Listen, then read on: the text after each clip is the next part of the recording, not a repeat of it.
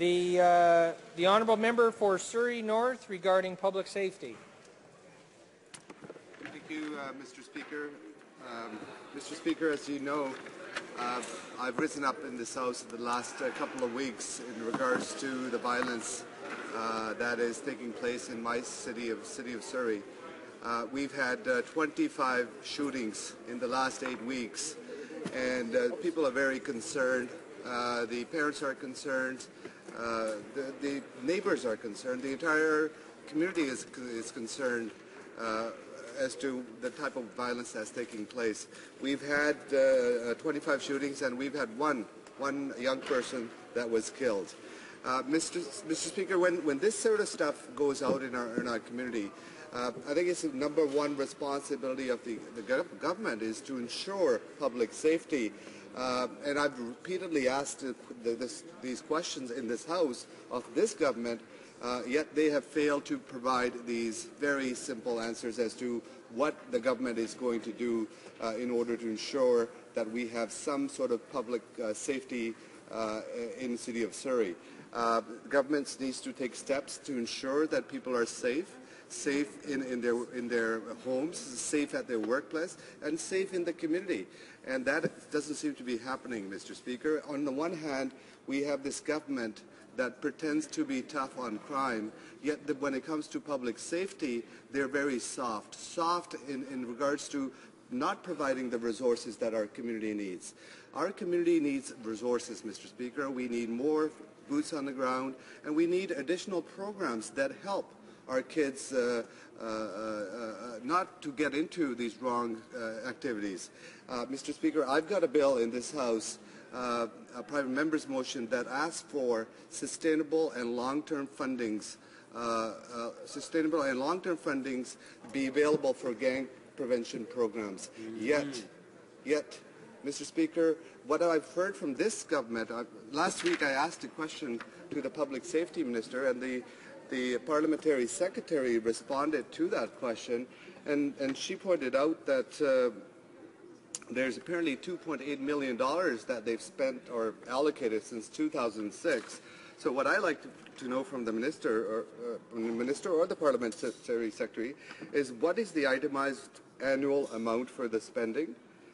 B, what departments were involved in with what amounts, and what components are grants or contributions, and what is the government's definition of crime prevention? And these are the type of questions that my community is asking.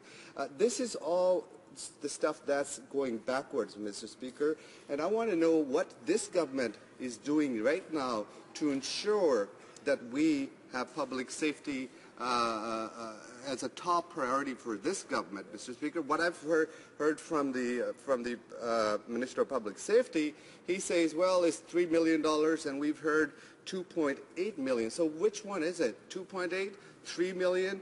Can they itemize these over the years? Mr. Speaker, we're not getting any responses from this government, and there's no new initiatives that they're providing answers to in this Parliament, so that my community feels safe, that my community can look forward to safety, Mr. Speaker. And I'm asking very plain, simple questions on behalf of my community. They're concerned. I'm concerned. Please provide some answers.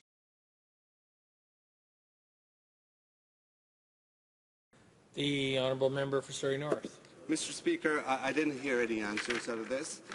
Instead, she went on to blame, the member went on to blame the Liberals 9 years ago. This issue has been occurring in the last year, Mr. Speaker, last 6 years, last 5 years. Yet I asked very simple questions to this member to give me the itemized numbers for the $2.8 million that this member is talking about. Mr. Speaker, I do have another late show next week, so I am going to be on record. She can bring, if she hasn't got the numbers today, she can bring those numbers next Wednesday, because I'll be coming back here and asking for additional resources for my community. My community needs help now, Mr. Speaker. This government is failing to deliver. They're talking about what's been happening in the last 10 years. There's shootings going on in my community now. This government is failing to deliver for citizens in Surrey. Honourable